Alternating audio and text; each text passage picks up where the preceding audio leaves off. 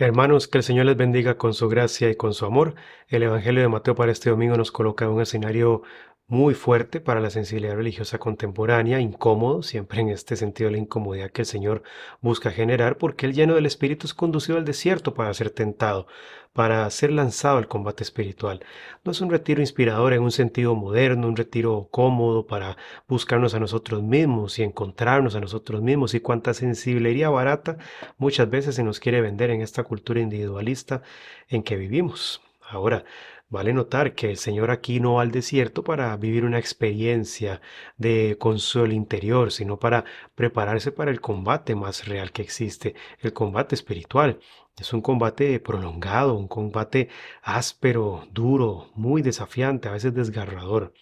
Desde el inicio el texto desmonta una ilusión que hoy en día se ha extendido mucho, y es la de que la vida espiritual auténtica siempre ha de ser ligera, fluida, emocionalmente gratificante, y esto no solamente es falso, sino que para las almas forjadas en la soledad interior donde mora Dios, es hasta repulsivo. Porque el Espíritu Santo no lleva a Jesús al confort, sino al despojamiento de sí mismo. Si no captamos esto, vamos a reducir este texto pues a una mera reflexión de motivación estilo coaching, como las que abundan tanto hoy.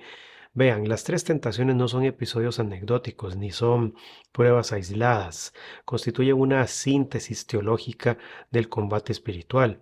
Primeramente por su realismo histórico, hemos de dar por sentado esto, pero sobre todo por la dimensión espiritual que comportan, porque son un reflejo implacable de las falsas espiritualidades de todos los tiempos. El diablo no tienta a Jesús con un mal grosero, sino con distorsiones del bien, y lo hace tratando de endulzar lo que es amargo, tratando de perfumar lo que apesta a podrido. Entonces el demonio es muy astuto, no va a presentar el mal en su verdadera dimensión, con su verdadero rostro, sino que distorsiona el bien. Y ahí está la clave. Las tentaciones no buscan destruir la misión de Jesús, sino vaciarla de sentido. Entonces vemos la primera. La primera tentación, como lo es la de convertir las piedras en pan, no simplemente tiene que ver con el hambre, es la tentación de absolutizar la necesidad, de reducir la vida humana a lo inmediato, de transformar el poder espiritual en instrumento de autosatisfacción. Retratemos esto con más claridad. Jesús ha venido ayunando hasta este momento durante 40 días. Esto implica que su cuerpo entró en un profundo estado de cetosis. Este es un estado metabólico natural en el que el organismo, cuando se ve carente de nutrientes y ante la falta en sí de carbohidratos para obtener energía, comienza entonces a quemar grasas almacenadas, las empieza a usar como fuente principal de combustible, especialmente aquí durante un ayuno pues prolongado ya de 40 días. Esto va a generar cambios metabólicos muy profundos con efectos que varían entre beneficios terapéuticos, pero también riesgos graves para la salud si no se efectúa correctamente. Entonces el Señor, entre todo esto, ha padecido dolores corporales fuertes, la debilidad es real. Y precisamente ahí surge la propuesta del maligno. Usa tu poder para ti mismo, para beneficiarte a ti mismo. La respuesta del Señor es radical. No solo de pan vive el hombre. Y aquí se juega toda una antropología donde el ser humano no se agota en lo material, no se agota ni siquiera en lo legítimamente sustentable. Una espiritualidad que evita acá los rigores del ascetismo, en especial el ayuno, la disciplina, la espera y las privaciones de toda clase, es una espiritualidad que termina formando almas incapaces de dominarse a sí mismas. En contraste, el ascetismo de Jesús no es negación de la vida, sino afirmación de su verdad profunda. La segunda tentación, como lo es la de arrojarse desde el pináculo del templo, es aún más sutil. Vean cómo el demonio cita la escritura, vean cómo la tuerce, cómo la tergiversa. Él le ofrece protección al Señor, espectacularidad, seguridad religiosa. Es la tentación de instrumentalizar a Dios, de exigirle pruebas, de convertir la fe en un espectáculo o en una garantía automática, ya mismo, para complacernos, ¿no? Como si todo se tratase de nosotros. Y Jesús rechaza esto con firmeza, diciendo, no tentarás al Señor tu Dios. Aquí queda al descubierto una religiosidad muy actual, aquella que, a ver, solo busca experiencias intensas, señales inmediatas, emociones fuertes, pero rehúye el silencio, rehúye la perseverancia y rehúye la oscuridad de una fe madura. Cuando la oración se vuelve solo búsqueda de consuelo y no búsqueda de amar a más a Dios, de serle más fiel, ya eso no es oración cristiana, queridos hermanos, ya eso es un mero consumo espiritual. Y todo lo que se consume se termina descartando, ya no sirve para nada. Entonces esta segunda tentación nos previene de reducir la fe a un producto y no una verdadera experiencia de encuentro con Dios.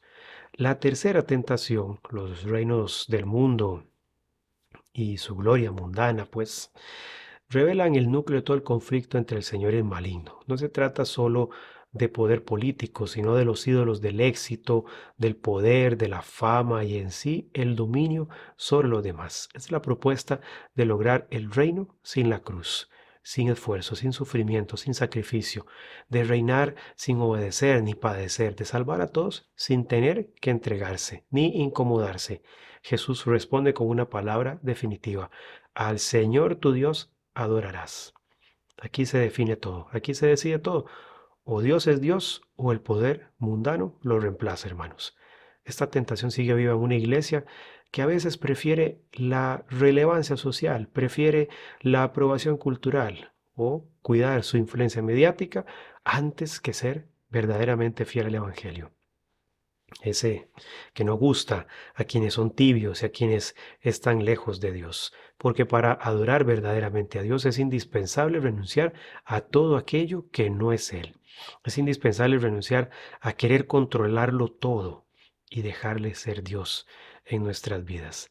Vean entonces cómo el desierto, cómo la oración, cómo el ayuno también no son acá, diríamos, elementos decorativos en el relato, son el lugar teológico del discernimiento.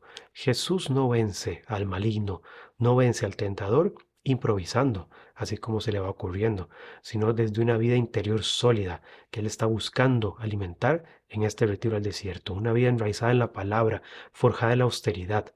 Esto interpela con fuerza a una espiritualidad católica moderna que a menudo desprecia el ascetismo, sospecha del sacrificio y huye del lenguaje del combate espiritual por ser muy duro, por ser muy incómodo, políticamente incorrecto. Y se los confieso, cuando escucho a otros hermanos, incluso teólogos, sacerdotes y demás personas preparadas, hablando en contra de los rigores del ascetismo, menospreciando la lucha que hemos de librar para llegar al cielo, cuando escucho a todas estas personas hablando en estos términos, ay hermanos, es duro. Dichas personas de inmediato pierden cualquier credibilidad para mí, porque en ese momento es cuando me resuenan las duras palabras que Jesús le profirió a San Pedro: apártate de mi vista, Satanás. Escándalo eres para mí, porque tus pensamientos no son los de Dios, sino los de los hombres.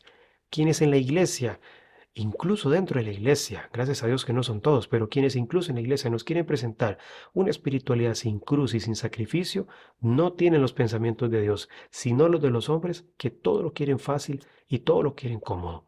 Porque fácil es querer un Cristo inspirador, pero no un Cristo exigente, un Cristo que nos desafía, que nos obliga a salir de nuestra zona de confort, un Cristo que nos reafirme en nuestras falsas seguridades y no uno que nos desafíe.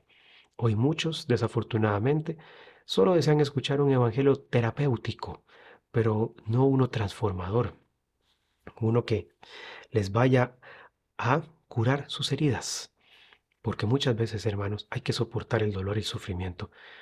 Y este evangelio nos invita a eso y por ello nos provoca, porque revela una verdad incómoda. No se puede llegar a la resurrección sin antes pasar por la cruz. No es posible, no hay otro camino. Aunque alguien se lo quiera inventar, no es posible. Y mientras sigamos buscando una fe sin esfuerzo, una espiritualidad sin renuncia y en sí un cristianismo sin combate, seguiremos siendo vulnerables, vulnerables a las mismas tentaciones que él enfrentó, pero que con su gracia y con su poder justamente podemos vencer, porque es en nuestra debilidad donde el poder del Señor se perfecciona y se manifiesta plenamente. El desierto no es una etapa opcional, es el lugar donde se decide si adoramos a Dios o a nuestras propias comodidades. Y esa decisión, ayer como hoy, sigue siendo inevitable, inaplazable. Entonces, pensémoslo, meditémoslo y hagamos cambios en nuestras vidas. Espero verlos el próximo domingo, si el Señor lo permite.